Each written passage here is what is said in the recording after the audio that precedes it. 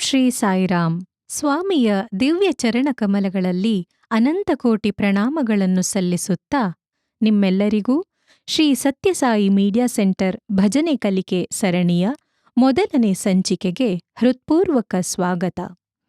ಈ ಕಲಿಕೆ ಸರಣಿಯು ಭಜನೆ ಕಲಿಯಲು ಆಸಕ್ತಿ ಹೊಂದಿರುವ ಪ್ರತಿಯೊಬ್ಬ ಭಕ್ತರಿಗೂ ತಲುಪಿ ಭಕ್ತಿ, ಭಾವ ಮತ್ತು ಶ್ರದ್ಧೆಯಿಂದ ಭಜನೆಗಳನ್ನು ಸುಲಭವಾಗಿ ಕಲಿಯುವ ಅವಕಾಶ ದೊರೆಯಲಿ ಎಂದು ಸ್ವಾಮಿಯಲ್ಲಿ ಪ್ರಾರ್ಥಿಸುತ್ತೇವೆ.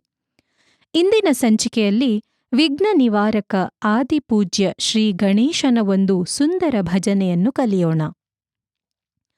ಲಂಬೋದರ ಹೇ ಗೌರೀನಂದನ. ಬನ್ನಿ, ಈ ಭಜನೆಯ ಮೊದಲನೆಯ ಸಾಲು ಹೇಗಿದೆ ಎಂದು ಕೇಳೋಣ. ಲಂಬೋದರ ಹೇ ಗೌರೀನಂದನ. ಈ ಕಾರ್ಯಕ್ರಮದ ಪ್ರತಿಯೊಂದು ಸಂಚಿಕೆಯಲ್ಲಿ ಮೊದಲು ಭಜನೆಯ ಸಾಹಿತ್ಯದೊಂದಿಗೆ ಪರಿಚಯ ಮಾಡಿಕೊಳ್ಳುತ್ತಾ ನಂತರ ಅದರ ರಾಗ ಮತ್ತು ತಾಳವನ್ನು ಅರ್ಥ ಮಾಡಿಕೊಂಡು ಭಜನೆಯ ಪ್ರತಿಯೊಂದು ಪದದ ಅರ್ಥ ಹಾಗೂ ಮಹತ್ವವನ್ನು ತಿಳಿದುಕೊಳ್ಳೋಣ. ಲಂಬೋದರ ಹೇ ಗೌರೀನಂದನ, ವಿಘ್ನ ವಿನಾಶಕ, ಶುಭಾನನ, ಸಿದ್ಧಿ ವಿನಾಯಕ, ಹೇ ದುಃಖ ಭಂಜನ, ಅಸುರ ವಿನಾಶಕ, ಶುಭಾನನ, ಗೌರೀನಂದನ, ಮೂಷಿಕ ವಾಹನ, ವಿಘ್ನ ವಿನಾಶಕ, ಶುಭಾನನ. ಕೇಳುಗರಿಗೆ ಸಾಹಿತ್ಯ ಸ್ಪಷ್ಟವಾಗಿದೆ ಎಂದು ಭಾವಿಸುತ್ತಾ ಈಗ ಈ ಭಜನೆಯನ್ನು ಹೇಗೆ ಹಾಡಬೇಕು ಎಂದು ಕೇಳೋಣ. ಯಾವುದೇ ಸಂಗೀತದ ಪಕ್ಕವಾದ್ಯಗಳಿಲ್ಲದೆ ಈ ಭಜನೆಯ ರಾಗವನ್ನು ನಿಧಾನವಾಗಿ ಆಲಿಸಿ ಪ್ರತಿಯೊಂದು ಸಾಲಿನ ನಂತರ ಅದನ್ನು ಅನುಸರಿಸಿ ಹಾಡಲು ಪ್ರಯತ್ನಿಸಿ. ಗಾಯಕರು ಈ ಭಜನೆಯನ್ನು ಡಿ ಪಂಚಮ ಶ್ರುತಿಯಲ್ಲಿ ಹಾಡುತ್ತಿದ್ದಾರೆ. ಭಜನೆಯನ್ನು ಕಲಿತ ನಂತರ ನಿಮ್ಮ ಶ್ರುತಿಗೆ ಅನುಗುಣವಾಗಿ ಅದನ್ನು ಹೊಂದಿಸಿಕೊಂಡು ಅಭ್ಯಾಸ ಮಾಡಬಹುದು. ಲಂಬೋದರ ಹೇ ಗೌರೀನಂದನ. ಲಂಬೋದರ ಹೇ ಗೌರೀನಂದನ.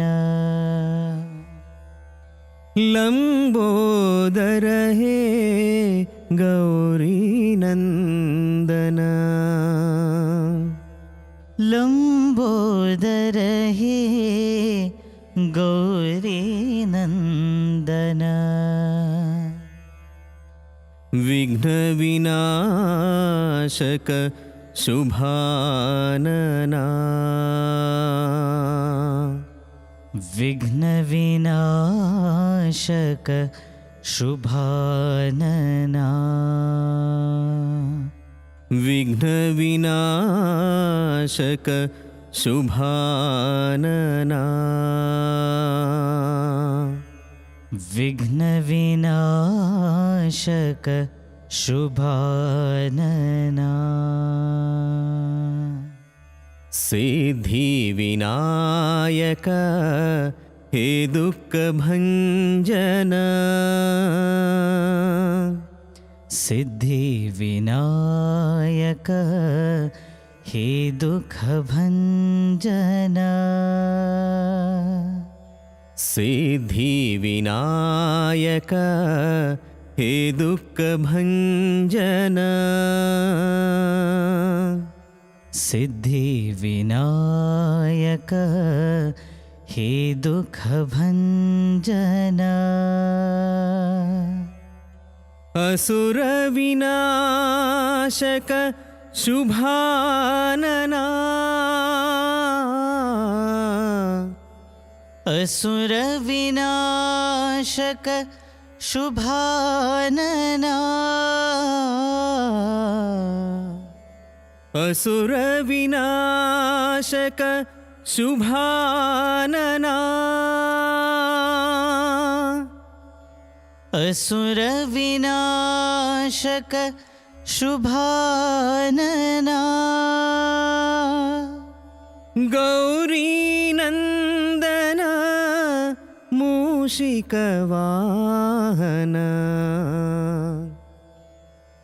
ಗೌರಿ ನಂದನ ಮೂಷಿಕವಾಹನ ಗೌರಿ ನಂದನ ಮೂಷಿಕವಾಹನ ಗೌರಿ ನಂದನ ಮೂಷಿಕವಾಹನ ವಿಘ್ನ ವಿನಾಶಕ ಶುಭಾನನ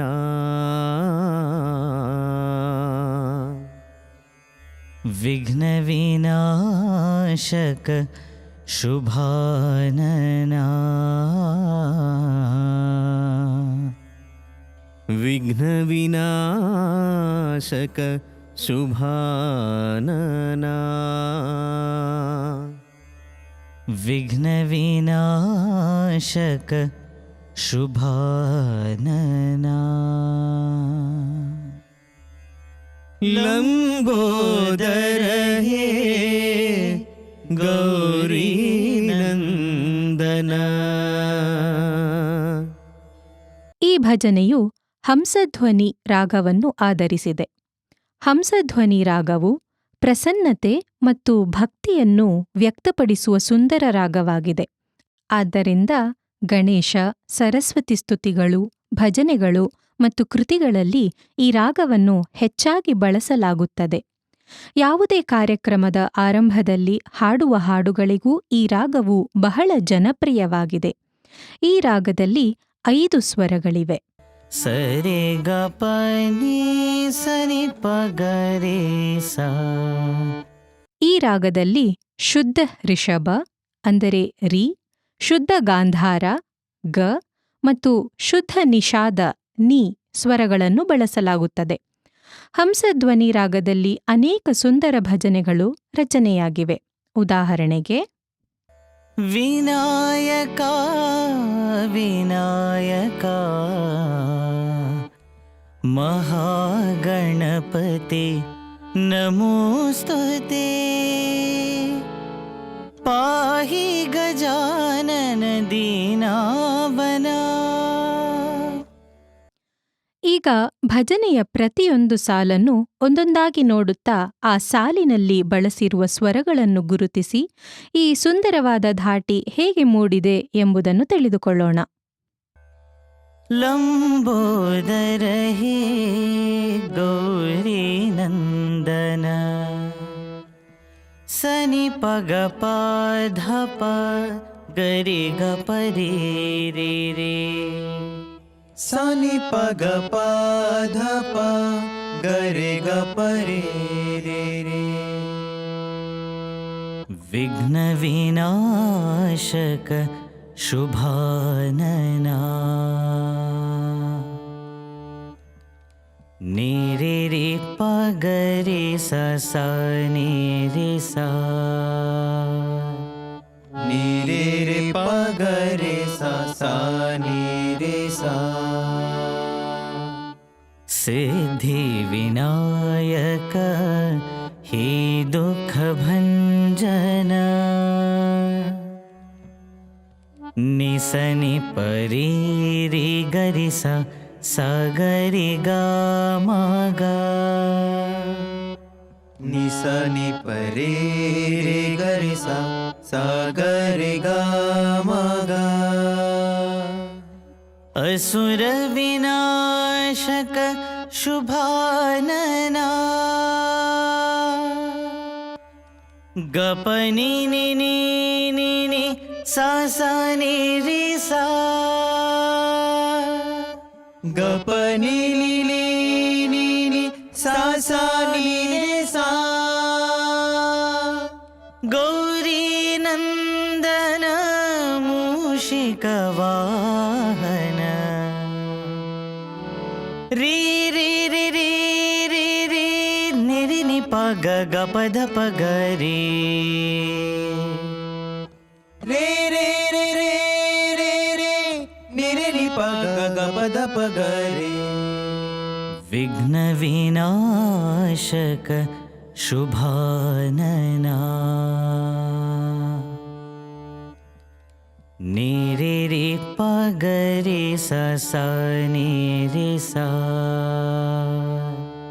ನಿ ರೇ ರೇ ಪ ಗ ರೇ ಸ ಸ ನಿ ರೇ ಸ. ಈ ಭಜನೆಯು ಆದಿತಾಳ ಅಥವಾ ಶಾಸ್ತ್ರೀಯ ಸಂಗೀತದಲ್ಲಿ ಹೇಳುವಂತೆ ಕೆಹರವಾ ತಾಳದಲ್ಲಿ ಹಾಡಲ್ಪಟ್ಟಿದೆ. ಈ ತಾಳವು ಒಟ್ಟು 8 ಮಾತ್ರೆಗಳನ್ನು ಅಂದರೆ ಬೀಟ್ಗಳನ್ನು ಹೊಂದಿರುತ್ತದೆ. ಈಗ ತಾಳದೊಂದಿಗೆ ಈ ಭಜನೆಯನ್ನು ಹಾಡಲು ಪ್ರಯತ್ನಿಸೋಣ. 1 2 3 4 1 2 3 4 1 2 3 4 1. ಲಂಬೋದರ ಹೇ ಗೌರಿ ನಂದನ, ಲಂಬೋದರ ಹೇ ಗೌರಿ ನಂದನ, ವಿಘ್ನ ವಿನಾಶಕ ಶುಭಾನನ, ವಿಘ್ನ ವಿನಾಶಕ ಶುಭಾನನ. ಸ್ವಾಮಿ ಭಾವಪ್ರಿಯರು. ಭಜನೆಯಲ್ಲಿ ರಾಗ, ತಾಳ ಮತ್ತು ಸಾಹಿತ್ಯ ಎಷ್ಟು ಮುಖ್ಯವೋ ಅಷ್ಟೇ ಮುಖ್ಯ ಭಕ್ತಿ ಮತ್ತು ಭಾವವೂ ಆಗಿದೆ. ಸ್ವಾಮಿ ಹೇಳ್ತಾರೆ, ಎಷ್ಟೇ ವಿಧವಾದ ಆಹಾರವನ್ನು ತಯಾರಿಸಿದರೂ ಅದಕ್ಕೆ ಉಪ್ಪು ಇಲ್ಲ ಅಂದ್ರೆ ಅದರ ರುಚಿ ಪೂರ್ಣ ಆಗೋದಿಲ್ಲ. ಅದೇ ರೀತಿ ಭಾವವಿಲ್ಲದ ಭಜನೆ ಉಪ್ಪಿಲ್ಲದ ಆಹಾರದಂತೆಯೇ ಎಂದು. ಮತ್ತೊಂದು ಸುಂದರ ಉದಾಹರಣೆಯನ್ನು ಕೂಡ ಸ್ವಾಮಿ ನೀಡ್ತಾರೆ. ಹೂಮಾಲೆಯಲ್ಲಿ ನಮಗೆ ಕಾಣೋದು ಹೂಗಳು ಮಾತ್ರ. ಆದರೆ ಆ ಹೂಗಳನ್ನು ಒಂದೊಂದಾಗಿ ಜೋಡಿಸಿ ಮಾಲೆಯಾಗಿಸುವುದು ಕಾಣದ ಆ ದಾರ. ಆ ದಾರದಂತೆಯೇ ಭಾವವೇ ಭಜನೆಯ ಪ್ರತಿಯೊಂದು ಪದವನ್ನು ಒಂದೊಂದಾಗಿ ಜೋಡಿಸಿ ಭಗವಂತನಿಗೆ ಅರ್ಪಿಸಲು ಯೋಗ್ಯವಾದ ಪುಷ್ಪಮಾಲೆಯನ್ನಾಗಿ ರೂಪಿಸುತ್ತದೆ. ಭಾವವನ್ನು ಬೆಳೆಸಿಕೊಳ್ಳುವ ಸರಳ ಮಾರ್ಗ ಎಂದರೆ ಭಜನೆಯನ್ನು ಹಾಡುವಾಗ ಸ್ವಾಮಿಯ ನಾಮ ಮತ್ತು ದಿವ್ಯ ರೂಪವನ್ನು ಮನಸ್ಸಿನಲ್ಲಿ ಧ್ಯಾನಿಸೋದು. ಹಾಗಾದ್ರೆ ಈಗ ನಾವು ಈ ಭಜನೆಯ ಪ್ರತಿಯೊಂದು ಪದದ ಅರ್ಥ ಮತ್ತು ಅದರಲ್ಲಿರುವ ಭಾವವನ್ನು ತಿಳಿದುಕೊಳ್ಳೋಣ. ಭಜನೆಯ ಮೊದಲನೆಯ ಸಾಲಿನೊಂದಿಗೆ ಪ್ರಾರಂಭಿಸೋಣ. ಲಂಬೋದರ ಹೇ ಗೌರಿ ನಂದನ. ಲಂಬೋದರ ಎಂದರೆ ದೊಡ್ಡ ಉದರವನ್ನು ಹೊಂದಿರುವವನು ಎಂದರ್ಥ. ಈ ವಿಶ್ವದಲ್ಲಿ ನಡೆಯುವ ಪ್ರತಿಯೊಂದು ಕ್ರಿಯೆಗೂ ಅದರ ಪ್ರತಿಫಲವಿರುತ್ತದೆ. ನಾವು ಏನು ಮಾಡುತ್ತೇವೋ ಅದು ನಮಗೆ ಮರಳಿ ಬರುತ್ತೆ. ಇದೇ ಕರ್ಮದ ನಿಯಮ. ಗಣೇಶನ ದುಂಡಗಿನ ಉದರವು ಈ ಸತ್ಯವನ್ನು ನಮಗೆ ನೆನಪಿಸುತ್ತೆ. ಸ್ವಾಮಿ ಹೇಳ್ತಾರೆ, ಗಣೇಶನ ದೊಡ್ಡ ಉದರವು ಮತ್ತೊಂದು ಮಹತ್ವದ ಗುಣವನ್ನು ಸೂಚಿಸುತ್ತೆ. ಅದೇನೆಂದ್ರೆ ಜೀವನದಲ್ಲಿ ಸುಖ, ದುಃಖ, ಸಂತೋಷ, ಕಷ್ಟ, ಪ್ರಶಂಸೆ, ಟೀಕೆ, ಲಾಭ, ನಷ್ಟ ಹೀಗೆ ಏನೇ ಬಂದ್ರೂ ಅವೆಲ್ಲವನ್ನು ಸಮಚಿತ್ತದಿಂದ ಸ್ವೀಕರಿಸಿ ಮನಸ್ಸಿನಲ್ಲಿ ಜೀರ್ಣಿಸಿಕೊಳ್ಳುವ ಸಾಮರ್ಥ್ಯವನ್ನು ನಾವು ಬೆಳೆಸ್ಕೋಬೇಕು. ಗಣೇಶನು ಸದಾ ಪ್ರಸನ್ನವದನನಾಗಿರುತ್ತಾನೆ. ಯಾವುದೇ ಪರಿಸ್ಥಿತಿಯಲ್ಲಿಯೂ ದೂರು ಹೇಳದೆ ಎಲ್ಲವನ್ನೂ ಸಮಭಾವದಿಂದ ಸ್ವೀಕರಿಸುವ ಗುಣವೇ ಲಂಬೋದರ ಎಂಬ ನಾಮದ ಸಂದೇಶವಾಗಿದೆ. ಸ್ವಾಮಿ ಮತ್ತೊಂದು ಸುಂದರ ವಿಷಯ ಹೇಳ್ತಾರೆ. ಗಣೇಶನಿಗೆ ಅತ್ಯಂತ ಪ್ರಿಯವಾದ ನೈವೇದ್ಯ ಮೋದಕ. ಎಣ್ಣೆಯಲ್ಲಿ ಕರಿಯದೆ ಆರೋಗ್ಯಕರವಾಗಿ ಆವಿಯಲ್ಲಿ ಬೇಯಿಸುವ ಈ ಮಧುರ ತಿನಿಸು ಅವನಿಗೆ ಬಹಳ ಇಷ್ಟ. ಆದ್ದರಿಂದ ದೊಡ್ಡ ಉದರವನ್ನು ಹೊಂದಿದ್ದರೂ ಗಣೇಶನು ಆರೋಗ್ಯವಂತ, ಚುರುಕು ಹಾಗೂ ಸದಾ ಉತ್ಸಾಹಭರಿತನಾಗಿರುತ್ತಾನೆ. ಜೀವನದಲ್ಲಿ ಎಲ್ಲ ಅನುಭವಗಳನ್ನು ಸಮಚಿತ್ತದಿಂದ ಸ್ವೀಕರಿಸಿ ಅವುಗಳಿಂದ ಕಲಿಯುವ ಶಕ್ತಿಯನ್ನು ಹೊಂದಿರುವುದೇ ಲಂಬೋದರ ಎಂಬ ನಾಮದ ಅಂತರಾರ್ಥವಾಗಿದೆ. ಗೌರಿ ಎಂಬುದು ಪಾರ್ವತೀದೇವಿಯ ಮತ್ತೊಂದು ನಾಮ. ತೇಜೋಮಯಳಾದವಳು ಎಂಬ ಕಾರಣದಿಂದ ಅವಳನ್ನು ಗೌರಿ ಅಂತ ಕರೀತಾರೆ. ನಂದನ ಎಂದರೆ ಮಗ. ಆದ್ದರಿಂದ ಗೌರಿ ನಂದನ ಎಂದರೆ ಪಾರ್ವತೀದೇವಿಯ ಪ್ರೀತಿಯ ಪುತ್ರನಾದ ಶ್ರೀಗಣೇಶ. ಗಣೇಶನ ಜನನದ ಕತೆ ಮತ್ತು ತಾಯಿಯ ಮೇಲಿದ್ದ ಅವನ ಅಪಾರ ಪ್ರೀತಿ, ಗೌರವ ಹಾಗೂ ಅಚಲ ವಿಧೇಯತೆ ನಮಗೆಲ್ಲರಿಗೂ ಪರಿಚಿತವೇ. ಹಾಗೆ ಪ್ರತಿಯೊಬ್ಬರೂ ಕೂಡ ಜೀವನದಲ್ಲಿ 5 ತಾಯಂದಿರನ್ನು ಗೌರವಿಸಬೇಕು ಎಂದು ಸ್ವಾಮಿ ಹೇಳ್ತಾರೆ. ಮೊದಲನೆಯದು ದೇಹಮಾತೆ, ನಮಗೆ ಜನ್ಮ ನೀಡಿದ ತಾಯಿ. ಎರಡನೆಯದು ಗೋಮಾತೆ, ಪೋಷಕಾಂಶಯುಕ್ತ ಹಾಲನ್ನು ನೀಡಿ ನಮ್ಮನ್ನು ಪೋಷಿಸುವ ತಾಯಿ. 3ನೆಯದು ಭೂಮಾತೆ, ನಮ್ಮ ಆಹಾರಕ್ಕಾಗಿ ಬೆಳೆಗಳನ್ನು ನೀಡುವ ಭೂಮಿ. 4ನೆಯದು ದೇಶಮಾತೆ, ನಮ್ಮ ಸಂಸ್ಕೃತಿ, ಸಂಪ್ರದಾಯ ಮತ್ತು ಜೀವನ ಮೌಲ್ಯಗಳನ್ನು ಬೆಳೆಸುವ ಪವಿತ್ರ ಮಾತೃಭೂಮಿ. 5ನೆಯದು ವೇದಮಾತೆ, ಮಾನವ ಜೀವನದ ಗುರಿಯನ್ನು ತಿಳಿಸಿ ಆತ್ಮ ಸಾಕ್ಷಾತ್ಕಾರದ ಮಾರ್ಗವನ್ನು ತೋರಿಸುವ ಆಧ್ಯಾತ್ಮಿಕ ಜ್ಞಾನದ ಅಮೂಲ್ಯ ನಿಧಿ. ಈ 5 ತಾಯಂದಿರನ್ನು ಪ್ರೀತಿ, ಗೌರವ ಮತ್ತು ಕೃತಜ್ಞತೆಯಿಂದ ಕಾಣಬೇಕು ಎಂದು ಸ್ವಾಮಿ ಸದಾ ಹೇಳ್ತಾರೆ. ಹೀಗಾಗಿ ಲಂಬೋದರ ಹೇ ಗೌರಿನಂದನ ಎಂಬ ಸಾಲಿನಲ್ಲಿ ನಾವು ಗೌರಿದೇವಿಯ ಪ್ರೀತಿಯ ಪುತ್ರನಾದ ವಿಶಾಲ ಹೃದಯದ ಧೈರ್ಯಶಾಲಿಯಾದ ಶ್ರೀ ಗಣೇಶನನ್ನು ಪ್ರಾರ್ಥಿಸುತ್ತೇವೆ. ಜೀವನದ ಸುಖ ದುಃಖಗಳನ್ನು ಸಮಚಿತ್ತದಿಂದ ಎದುರಿಸುವ ಶಕ್ತಿ, ವಿಶಾಲ ಮನಸ್ಸು, ಧೈರ್ಯ ಮತ್ತು ಸಹನೆಯನ್ನು ನಮಗೂ ಅನುಗ್ರಹಿಸಲಿ ಎಂದು ಪ್ರಾರ್ಥಿಸೋಣ. ಈಗ ಮುಂದಿನ ಸಾಲನ್ನು ಕೇಳೋಣ. ವಿಘ್ನ ವಿನಾಶಕ ಶುಭಾನನ. ವಿಘ್ನ ಎಂದರೆ ಅಡೆತಡೆ, ವಿನಾಶಕ ಎಂದರೆ ನಿವಾರಿಸುವವನು. ಶುಭಾನನ ಎಂಬ ಪದವು ಶುಭ ಮತ್ತು ಆನನ ಎಂಬ 2 ಪದಗಳಿಂದ ಬಂದಿದೆ. ಶುಭ ಎಂದರೆ ಮಂಗಳಕರ, ಆನನ ಎಂದರೆ ಮುಖ. ಆದ್ದರಿಂದ ಶುಭಾನನ ಎಂದರೆ ಮಂಗಳಮಯವಾದ, ಶುಭವನ್ನು ಪ್ರಸಾದಿಸುವ ದಿವ್ಯ ಮುಖವನ್ನು ಹೊಂದಿರುವವನು ಎಂದರ್ಥ. ಈ ನಾಮದ ಮಹಿಮೆಯನ್ನು ತಿಳಿಸುವ ಒಂದು ಸುಂದರ ಅನುಭವವನ್ನು ಕೇಳೋಣ. ಪ್ರೊಫೆಸರ್ ರಘುನಾಥ್ ಶರ್ಮಾ ಅವರು ಪ್ರಶಾಂತಿ ನಿಲಯಂ ಕ್ಯಾಂಪಸ್ಸಲ್ಲಿ ಸೇವೆ ಸಲ್ಲಿಸುತ್ತಿರುವ ಮತ್ತು ಅಡ್ವಾನ್ಸ್ಡ್ ಕಾಲೇಜಿನ ಹಳೆಯ ವಿದ್ಯಾರ್ಥಿ. ಅವರು ತಮ್ಮ PhD ಅಧ್ಯಯನದ ಸಮಯದಲ್ಲಿ ಅವರ ಸಂಶೋಧನೆ ಹಲವು ವರ್ಷಗಳಿಂದ ಮುಂದುವರಿದರೂ ಯಾವುದೇ ಸ್ಪಷ್ಟ ಪ್ರಗತಿ ಕಾಣಿಸುತ್ತಿರಲಿಲ್ಲ. ಒಂದು ದಿನ ಪ್ರಶಾಂತಿ ನಿಲಯದ ಗಣೇಶ ಮಂದಿರದ ಬಳಿ ನಿಂತಿದ್ದಾಗ ಆಗಿನ ಪರೀಕ್ಷಾ ನಿಯಂತ್ರಕರಾದ ಪ್ರೊಫೆಸರ್ ನಂಜುಂಡಯ್ಯ ಅವರು ಅಲ್ಲಿಗೆ ಬಂದರು. ಅವರು ರಘುನಾಥ್ ಶರ್ಮಾ ಅವರನ್ನು ನೋಡಿ, ನೀವು ನಿಮ್ಮ ಪ್ರಯತ್ನದಿಂದ ಮಾತ್ರ PhD ಪೂರ್ಣಗೊಳಿಸಬಹುದು ಎಂದು ಭಾವಿಸಿದ್ರೆ ಅದು ಸಾಕಾಗುವುದಿಲ್ಲ. ಗಣೇಶನನ್ನು ಪ್ರಾರ್ಥಿಸಿ ಅವರ ಅನುಗ್ರಹವನ್ನು ಬೇಡಿ ಎಂದು ಹೇಳಿದರು. ಈ ಮಾತು ರಘುನಾಥ್ ಶರ್ಮಾ ಅವರಿಗೆ ಕೇವಲ ಒಬ್ಬ ಪ್ರಾಧ್ಯಾಪಕರ ಸಲಹೆಯಾಗಿ ಕಾಣಲಿಲ್ಲ. ಸರಿಯಾದ ಸಮಯದಲ್ಲಿ ಸರಿಯಾದ ರೀತಿಯಲ್ಲಿ ಬಂದ ಈ ಸಂದೇಶವನ್ನು ಅವರು ಭಗವಾನರ ಸಂದೇಶವೇ ಎಂದು ಭಾವಿಸಿದರು.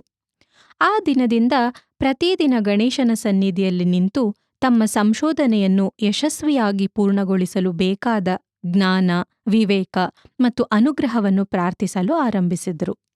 ಅದ್ಭುತ ಎಂದರೆ ಹಲವು ವರ್ಷಗಳಿಂದ ಯಾವುದೇ ಪ್ರಗತಿ ಕಾಣದಿದ್ದ ಅವರ ಸಂಶೋಧನೆ ಕೇವಲ 6 ತಿಂಗಳೊಳಗೆ ಯಶಸ್ವಿಯಾಗಿ ಪೂರ್ಣಗೊಂಡಿತು. ಈ ಅನುಭವವು ನಮಗೆ ಒಂದು ಮಹತ್ವದ ಸತ್ಯವನ್ನು ತಿಳಿಸುತ್ತೆ. ಗಣೇಶನು ಕೇವಲ ನಮ್ಮ ಭೌತಿಕ ಜೀವನದ ಅಡೆತಡೆಗಳನ್ನು ಮಾತ್ರ ನಿವಾರಿಸುವುದಿಲ್ಲ, ಆತ್ಮ ಸಾಕ್ಷಾತ್ಕಾರದ ಮಾರ್ಗದಲ್ಲಿರುವ ಅಡೆತಡೆಗಳನ್ನು ಕೂಡ ದೂರ ಮಾಡ್ತಾನೆ. ಅಮಂಗಳವನ್ನು ಮಂಗಳವನ್ನಾಗಿ ಪರಿವರ್ತಿಸುವ ದೈವಶಕ್ತಿ ಅವನದು. ವಿಘ್ನ ವಿನಾಶಕ ಶುಭಾನನ ಎಂಬ ನಾಮದ ಮೂಲಕ ನಾವು ನಮ್ಮ ಜೀವನದಲ್ಲಿರುವ ಎಲ್ಲಾ ಅಡೆತಡೆಗಳನ್ನು ದೂರ ಮಾಡಿ ಶುಭ ಮತ್ತು ಮಂಗಳವನ್ನು ಕರುಣಿಸಬೇಕೆಂದು ಆ ಗಣೇಶನಲ್ಲಿ ಪ್ರಾರ್ಥಿಸೋಣ. ಈಗ ಈ ಭಜನೆಯ ಮುಂದಿನ ಸಾಲನ್ನು ಅರ್ಥ ಮಾಡಿಕೊಳ್ಳಲು ಪ್ರಯತ್ನಿಸೋಣ. ಸಿದ್ಧಿವಿನಾಯಕ ಹೇ ದುಃಖ ಭಂಜನ. ದುಃಖ ಎಂದರೆ ನೋವು, ಭಂಜನ ಎಂದರೆ ನಿವಾರಿಸುವವನು, ಸಿದ್ಧಿ ಎಂದರೆ ಜ್ಞಾನ, ಸಾಧನೆ ಹಾಗೂ ಯಶಸ್ಸು, ವಿನಾಯಕ ಎಂದರೆ ತನ್ನ ಮೇಲೆ ಮತ್ತೊಬ್ಬ ನಾಯಕನಿಲ್ಲದವನು, ಸರ್ವೋನ್ನತ ನಾಯಕ ಎಂದರ್ಥ. ಈ ನಾಮದ ಮಹಿಮೆಯನ್ನು ತಿಳಿಸುವ ಒಂದು ಸುಂದರ ಅನುಭವವನ್ನು ಕೇಳೋಣ. ಅನೇಕ ದಶಕಗಳಿಂದ ಭಗವಾನರ ಸೇವೆಯಲ್ಲಿ ತೊಡಗಿಸಿಕೊಂಡಿರುವ ಹಿರಿಯ ಭಕ್ತರಾದ ಶ್ರೀ ಶ್ರೀನಿವಾಸನ್ ಅವರು 1965ರಲ್ಲಿ ಮೊದಲ ಬಾರಿಗೆ ಭಗವಾನವರ ದಿವ್ಯ ದರ್ಶನವನ್ನು ಪಡೆದರು. ಪ್ರಶಾಂತಿ ನಿಲಯದ ವಿವಿಧ ಸೇವಾ ಕಾರ್ಯಗಳಲ್ಲಿ ಸಕ್ರಿಯವಾಗಿ ತೊಡಗಿಸಿಕೊಂಡಿದ್ದರು. ಸಾಯಿ ಕುಲ್ವಂತ್ ಹಾಲ್ ನಿರ್ಮಾಣ ಕಾರ್ಯದಲ್ಲಿ ಕೂಡ ಸೇವೆ ಸಲ್ಲಿಸುವ ಭಾಗ್ಯ ಅವರಿಗೆ ದೊರಕಿತ್ತು. ಪ್ರಶಾಂತಿ ನಿಲಯಕ್ಕೆ ಆರಂಭದ ದಿನಗಳಲ್ಲಿ ಬರುತ್ತಿದ್ದಾಗ ಸ್ವಾಮಿಯ ದರ್ಶನವನ್ನು ಇನ್ನಷ್ಟು ಸಮೀಪದಿಂದ ಹೇಗೆ ಪಡೆಯುವುದು ಅನ್ನೋ ಕುತೂಹಲ ಅವರಲ್ಲಿತ್ತು. ಅನೇಕ ಭಕ್ತರಿಂದ ಹಲವಾರು ಸಲಹೆಗಳನ್ನು ಪಡೆದರೂ ಯಾವುದೂ ವಿಶೇಷವಾಗಿ ಫಲ ನೀಡಲಿಲ್ಲ. ಆಗ ಒಬ್ಬ ಭಕ್ತರು ಅವರಿಗೆ ಹೀಗೆ ಹೇಳಿದ್ರು: ಗಣೇಶ ಮತ್ತು ಸ್ವಾಮಿಯ ನಡುವೆ ಒಂದು ಅದ್ಭುತವಾದ ಆತ್ಮೀಯ ಸಂಬಂಧವಿದೆ. ನೀವು ಆ ಗಣೇಶನನ್ನು ಹೃದಯಪೂರ್ವಕವಾಗಿ ಪ್ರಾರ್ಥಿಸಿದ್ರೆ ನಿಮ್ಮ ಪ್ರಾರ್ಥನೆಯನ್ನು ಅವರು ಸ್ವಾಮಿಗೆ ತಲುಪಿಸ್ತಾರೆ ಅಂತ ಹೇಳಿದ್ರು. ಆ ನಂತರ ಪ್ರತಿದಿನ ಶ್ರೀನಿವಾಸನ್ ಅವರು ಸಂಪೂರ್ಣ ನಂಬಿಕೆಯಿಂದ ಗಣೇಶನನ್ನು ಪ್ರಾರ್ಥಿಸುತ್ತಾ, ಇವತ್ತು ಮೊದಲನೇ ಸಾಲಿನಲ್ಲಿ ಕುಳಿತುಕೊಳ್ಳುವ ಅವಕಾಶ ಸಿಗ್ಲಿ, ಇವತ್ತು ಪಾದ ನಮಸ್ಕಾರದ ಭಾಗ್ಯ ದೊರೆಯಲಿ, ಅಥವಾ ಇಂದು ಸ್ವಾಮಿ ನನ್ನ ಪತ್ರವನ್ನು ಸ್ವೀಕರಿಸಲಿ ಎಂದು ಮನಪೂರ್ವಕವಾಗಿ ಬೇಡಿಕೊಳ್ತಿದ್ರು. ಆಶ್ಚರ್ಯಕರವಾಗಿ ಅನೇಕ ಬಾರಿ ಅವರ ಈ ಪ್ರಾರ್ಥನೆಗಳು ನೆರವೇರುತ್ತಿದ್ದವು. ಒಮ್ಮೆ ಅವರ ಜೀವನದಲ್ಲಿ ಬಹಳ ದೊಡ್ಡ ಸಮಸ್ಯೆ ಎದುರಾಯಿತು. ಅವರಿಗೆ ಸ್ವಾಮಿಯೊಂದಿಗೆ ಮಾತನಾಡಿ ಆಶೀರ್ವಾದ ಪಡೆಯಬೇಕೆಂಬ ತೀವ್ರ ಹಂಬಲ ಇತ್ತು.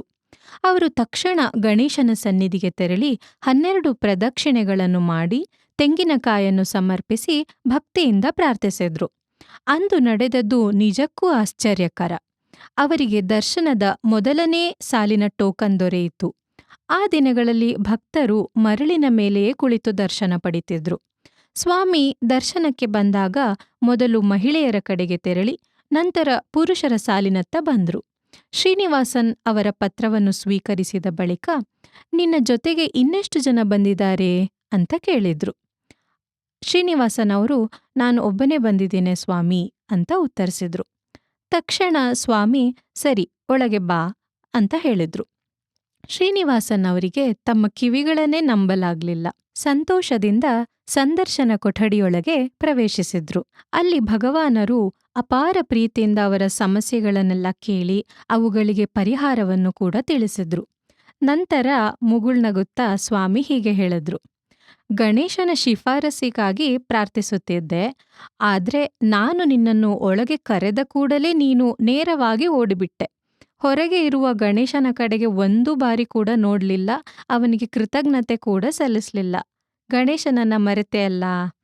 ಈ ಘಟನೆ ಭಗವಾನರು ಮತ್ತು ಅವರ ಪ್ರೀತಿಯ ಪುತ್ರನಾದ ಶ್ರೀ ಗಣೇಶನ ನಡುವೆ ಇರುವ ಆ ದಿವ್ಯ ಸಂಬಂಧ ಎಷ್ಟು ಅಪೂರ್ವವಾದುದು ಎಂಬುದನ್ನು ತೋರಿಸುತ್ತೆ. ದುಃಖಭಂಜನ ಎಂಬ ನಾಮಕ್ಕೆ ತಕ್ಕಂತೆ ಗಣೇಶನು ತನ್ನ ಭಕ್ತರ ದುಃಖಗಳನ್ನು ನಿವಾರಿಸುತ್ತಾನೆ. ನಮ್ಮ ಜೀವನದ ಅಡೆತಡೆಗಳನ್ನು ದೂರ ಮಾಡಿ ಸರಿಯಾದ ದಾರಿಯನ್ನು ತೋರಿಸ್ತಾನೆ. ವಿನಾಯಕನಾದ ಆತನು ಎಲ್ಲ ನಾಯಕರಿಗೂ ನಾಯಕನಾಗಿದ್ದು ತನ್ನ ಅನುಗ್ರಹದಿಂದ ನಮ್ಮನ್ನು ದೈವಕೃಪೆಯತ್ತ ಮುನ್ನಡೆಸುತ್ತಾನೆ. ಆದ್ದರಿಂದ ಈ ಸಾಲಿನಲ್ಲಿ ನಮ್ಮ ದುಃಖಗಳನ್ನು ದೂರ ಮಾಡಿ ಜ್ಞಾನ, ವಿವೇಕ ಮತ್ತು ದೈವಾನುಗ್ರಹವನ್ನು ಕರುಣಿಸಬೇಕೆಂದು ಸಿದ್ಧಿವಿನಾಯಕನನ್ನು ನಾವು ಭಕ್ತಿಯಿಂದ ಪ್ರಾರ್ಥಿಸೋಣ. ಈಗ ಮುಂದಿನ ಸಾಲಿನ ಅರ್ಥವನ್ನು ತಿಳಿದುಕೊಳ್ಳೋಣ. ಅಸುರ ವಿನಾಶಕ ಶುಭಾನನ.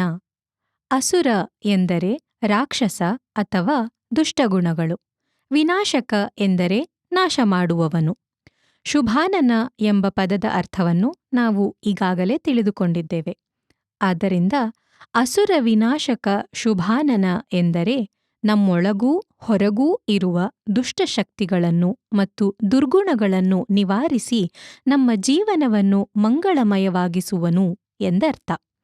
ಅಸುರ ಎಂದರೆ ಕೇವಲ ಹೊರಗಿರುವ ರಾಕ್ಷಸರು ಮಾತ್ರವಲ್ಲ, ನಮ್ಮೊಳಗಿನ ಅಹಂಕಾರ, ಅಸಹನೆ, ಹಠ, ಅಸೂಯೆ, ಕೋಪ ಮತ್ತು ಸ್ವಾರ್ಥ ಇವೆಲ್ಲವೂ ನಮ್ಮೊಳಗಿನ ಅಸುರಗುಣಗಳೇ. ನಾವು ಭಕ್ತಿಯಿಂದ ಗಣೇಶನನ್ನು ಪ್ರಾರ್ಥಿಸಿದಾಗ ಆತನು ಈ ದುರ್ಗುಣಗಳನ್ನು ದೂರ ಮಾಡಿ ಬದಲಾಗಿ ಪ್ರೀತಿ, ತಾಳ್ಮೆ, ವಿನಯ, ಸಹನೆ ಮತ್ತು ವಿಶಾಲ ಹೃದಯವನ್ನು ಬೆಳೆಸುವಂತೆ ಅನುಗ್ರಹಿಸುತ್ತಾನೆ. ಈ ರೀತಿಯಾಗಿ ನಮ್ಮ ವ್ಯಕ್ತಿತ್ವವನ್ನು ರೂಪಿಸಿ ಭಗವಂತನಿಗೆ ಪ್ರಿಯರಾಗುವ ಸದ್ಗುಣಗಳನ್ನು ಅನುಗ್ರಹಿಸುವವನೇ ಅಸುರ ವಿನಾಶಕ ಶುಭಾನನ.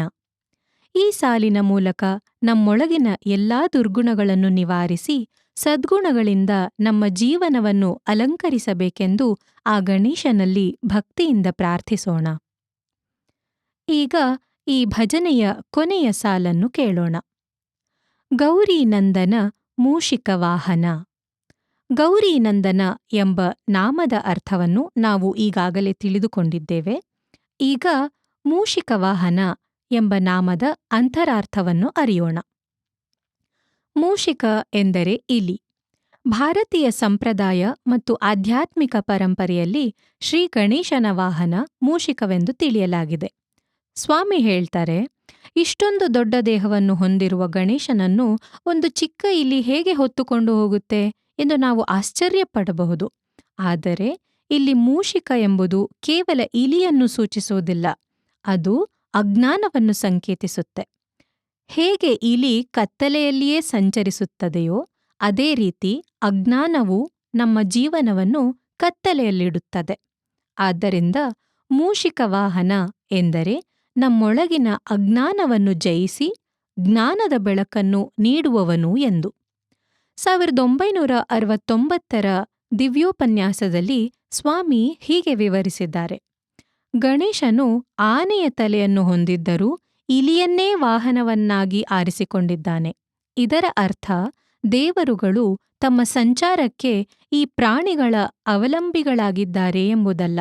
ಬದಲಾಗಿ ಭಗವಂತನು ಪ್ರತಿಯೊಂದು ಜೀವಿಯಲ್ಲಿಯೂ ದಿವ್ಯತೆಯನ್ನು ಕಾಣುತ್ತಾನೆ ಎಂಬುದನ್ನು ಇದು ತಿಳಿಸುತ್ತದೆ. ಯಾವ ಜೀವಿಯನ್ನೂ ತಿರಸ್ಕರಿಸಬಾರದು. ಭಗವಂತನ ಸೇವೆಗೆ ಪಾತ್ರವಾದ ಕ್ಷಣದಿಂದ ಪ್ರತಿಯೊಂದು ಜೀವಿಯೂ ಪವಿತ್ರವಾಗುತ್ತೆ. ಆದ್ದರಿಂದ ಸೃಷ್ಟಿಯಲ್ಲಿರುವ ಪ್ರತಿಯೊಂದು ಜೀವಿಯನ್ನೂ ಪ್ರೀತಿ ಮತ್ತು ಗೌರವದಿಂದ ಕಾಣಬೇಕು ಎಂಬುದನ್ನು ಈ ನಾಮವು ನಮಗೆ ಬೋಧಿಸುತ್ತದೆ. 1985ರ ಗಣೇಶ ಚತುರ್ಥಿಯ ಸಂದರ್ಭದಲ್ಲಿ ಕೂಡ ಸ್ವಾಮಿ ಮತ್ತೊಂದು ಆಳವಾದ ಅಂತರಾರ್ಥವನ್ನು ತಿಳಿಸಿದ್ರು. ಇಲಿಯು ತನ್ನ ಇಷ್ಟವಾದ ವಾಸನೆಗಳಿಗೆ ಆಕರ್ಷಿತವಾಗಿ ಬಲೆಗೆ ಬೀಳುವ ಜೀವಿ. ಅದೇ ರೀತಿಯಾಗಿ ನಮ್ಮ ಮನಸ್ಸಿನಲ್ಲಿರುವ ವಾಸನೆಗಳು, ಅಂದರೆ ನಮ್ಮ ಹಿಂದಿನ ಜನ್ಮಗಳಿಂದ ಬಂದಿರುವ ಸಂಸ್ಕಾರಗಳು, ಆಸೆಗಳು, ಅಭಿರುಚಿಗಳು ಮತ್ತು ಪ್ರವೃತ್ತಿಗಳು ನಮ್ಮನ್ನು ತಪ್ಪುದಾರಿಯಲ್ಲಿ ನಡೆಸುತ್ತೆ. ನಾವೆಲ್ಲರೂ ಈ ವಾಸನೆಗಳ ಪ್ರಭಾವಕ್ಕೆ ಒಳಗಾಗುತ್ತೇವೆ. ಆದರೆ ಗಣೇಶನು ಆ ವಾಸನೆಗಳ ಮೇಲೆಯೇ ಆಸೀನನಾಗಿದ್ದಾನೆ, ಅಂದರೆ ಅವುಗಳನ್ನು ತನ್ನ ನಿಯಂತ್ರಣದಲ್ಲಿಟ್ಟುಕೊಂಡಿದ್ದಾನೆ ಎಂಬುದನ್ನು ಇದು ಸೂಚಿಸುತ್ತೆ. ಆದ್ದರಿಂದ ಭಕ್ತಿಯಿಂದ ಗಣೇಶನನ್ನು ಪ್ರಾರ್ಥಿಸಿದಾಗ ನಮ್ಮೊಳಗಿನ ದುರ್ವಾಸನೆಗಳು, ದುರ್ಬಲ ಪ್ರವೃತ್ತಿಗಳು ಮತ್ತು ಅನೇಕ ಜನ್ಮಗಳಿಂದ ಬಂದಿರುವ ನಕಾರಾತ್ಮಕ ಸಂಸ್ಕಾರಗಳು ಕ್ರಮೇಣ ಕ್ಷೀಣಿಸುತ್ತೆ. ನಮ್ಮ ಜೀವನದಲ್ಲಿರುವ ಅನೇಕ ದುಃಖಗಳಿಗೆ ಹೊರಗಿನ ಪರಿಸ್ಥಿತಿಗಳಿಗಿಂತ ಹೆಚ್ಚಾಗಿ ನಮ್ಮೊಳಗಿನ ದುರ್ಗುಣಗಳು ಮತ್ತು ಹಳೆಯ ಸಂಸ್ಕಾರಗಳೇ ಕಾರಣವಾಗಿರುತ್ತೆ. ಗಣೇಶನ ಅನುಗ್ರಹದಿಂದ ಅವೆಲ್ಲವೂ ಪರಿವರ್ತನೆಯಾಗಿ ಅವುಗಳ ಸ್ಥಾನದಲ್ಲಿ ಧೈರ್ಯ, ಜ್ಞಾನ, ವಿವೇಕ, ಆತ್ಮವಿಶ್ವಾಸ ಮತ್ತು ಸದ್ಗುಣಗಳು ಬೆಳೆಯುತ್ತೆ. ಈ ಸಾಲಿನ ಮೂಲಕ ನಮ್ಮೊಳಗಿನ ಅಜ್ಞಾನವನ್ನು ದೂರ ಮಾಡಿ, ದುರ್ವಾಸನೆಗಳನ್ನು ನಾಶ ಮಾಡಿ, ಜ್ಞಾನ, ಧೈರ್ಯ ಮತ್ತು ಸದ್ಗುಣಗಳಿಂದ ನಮ್ಮ ಜೀವನವನ್ನು ಬೆಳಗಿಸಬೇಕೆಂದು ಆ ಶ್ರೀ ಗಣೇಶನಲ್ಲಿ ಪ್ರಾರ್ಥಿಸೋಣ. ಈಗ ನಾವು ಈ ಭಜನೆಯ ಪ್ರತಿಯೊಂದು ಪದದ ಅರ್ಥ ಮತ್ತು ಅದರಲ್ಲಿರುವ ಅಂತರಾರ್ಥವನ್ನು ಒಟ್ಟಾಗಿ ತಿಳಿದುಕೊಂಡಿದ್ದೇವೆ. ಶುದ್ಧ ಮನಸ್ಸಿನಿಂದ ಮಾಡಿದ ಪ್ರಾರ್ಥನೆ, ನಿಷ್ಕಾಮ ಭಕ್ತಿ ಮತ್ತು ಪ್ರಾಮಾಣಿಕ ಸಾಧನೆ ಎಂದಿಗೂ ವ್ಯರ್ಥವಾಗುವುದಿಲ್ಲ. ಅದೇ ರೀತಿಯಲ್ಲಿ ನಾವು ಈ ಭಜನೆಯನ್ನು ಕೇವಲ ರಾಗ ಮತ್ತು ತಾಳದೊಂದಿಗೆ ಮಾತ್ರವಲ್ಲ, ಅದರ ಅರ್ಥವನ್ನು ಅರಿತು ಭಕ್ತಿಭಾವದಿಂದ ಹಾಡಿದರೆ ಅದು ಭಗವಂತನಿಗೆ ಅತ್ಯಂತ ಪ್ರಿಯವಾದ ಅರ್ಪಣೆಯಾಗುತ್ತದೆ. ಅಂತಹ ಭಾವಪೂರ್ಣ ಭಜನೆಯ ಮೂಲಕ ನಾವು ಭಗವಂತನ ಕೃಪೆ, ಸಾನ್ನಿಧ್ಯ ಹಾಗೂ ಜ್ಞಾನವನ್ನು ಅನುಭವಿಸುವ ಭಾಗ್ಯವನ್ನು ಪಡೆಯುತ್ತೇವೆ. ವಾಸ್ತವವಾಗಿ ಗಣೇಶನ ಪ್ರತಿಯೊಂದು ನಾಮ, ಪ್ರತಿಯೊಂದು ರೂಪ ಮತ್ತು ಪ್ರತಿಯೊಂದು ಅಂಗವೂ ಅನಂತ ಆಧ್ಯಾತ್ಮಿಕ ಸಂದೇಶಗಳನ್ನು ಒಳಗೊಂಡಿದೆ. ನಾವು ಇಂದು ತಿಳಿದುಕೊಂಡಿರುವುದು ಆ ಮಹಾಸಾಗರದ ಒಂದು ಹನಿ ಮಾತ್ರ. ನಾವು ಮಾಡುವ ಪ್ರತಿಯೊಂದು ಆರಾಧನೆಯ ಅಂತರಾರ್ಥವನ್ನು ಅರಿತು ಆಚರಿಸಿದಾಗ ಭಗವಂತನ ಮೇಲಿನ ನಮ್ಮ ಭಕ್ತಿ ಇನ್ನಷ್ಟು ಗಾಢವಾಗುತ್ತದೆ. ಆಗ ನಮ್ಮ ಜೀವನವು ಶಾಂತಿ ಮತ್ತು ಆನಂದದಿಂದ ತುಂಬುತ್ತದೆ.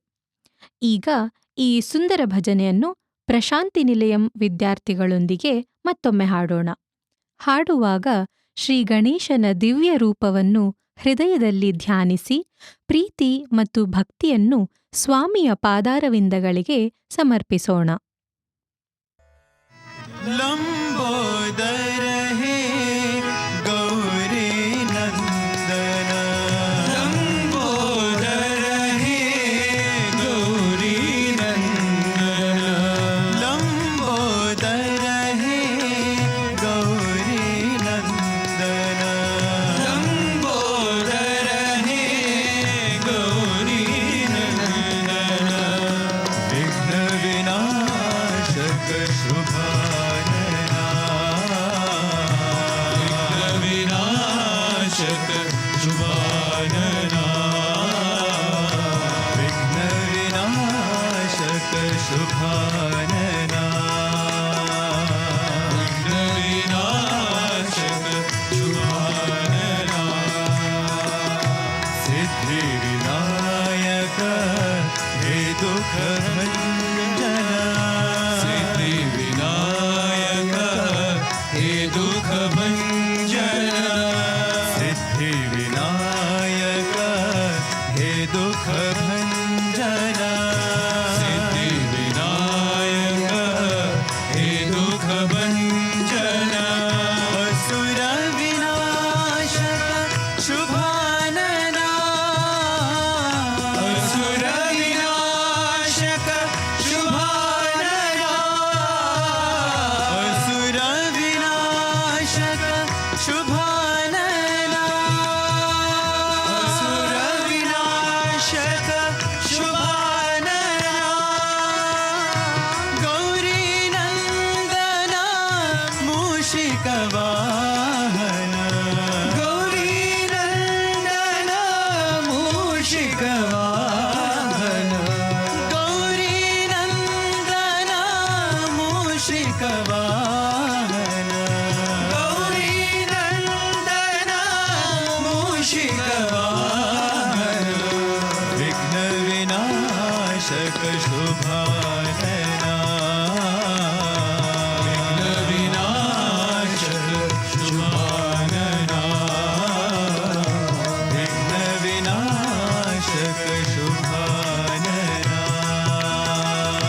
ವಿಘ್ನ ವಿನಾಶಕ ಶುಭಾನನ, ಲಂಬೋದರ ಹೇ ಗೌರಿ ನಂದನ, ಲಂಬೋದರ ಹೇ ಗೌರಿ ನಂದನ, ವಿಘ್ನ ವಿನಾಶಕ ಶುಭಾನನ,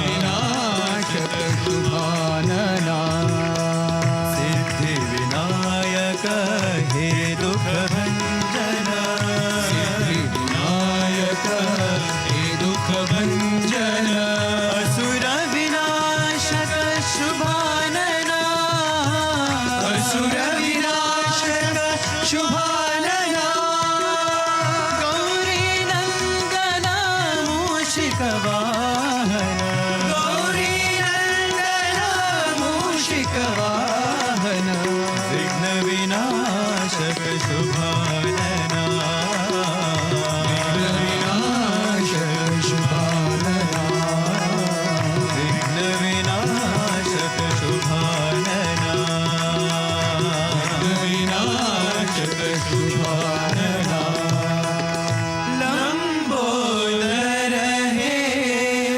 ಗೌರಿ ನಂದನ. ಇದರೊಂದಿಗೆ ಶ್ರೀ ಸತ್ಯಸಾಯಿ ಮೀಡಿಯಾ ಸೆಂಟರ್ ಭಜನೆ ಕಲಿಕೆ ಸರಣಿಯ ಇಂದಿನ ಸಂಚಿಕೆ ಮುಕ್ತಾಯಗೊಳ್ಳುತ್ತದೆ.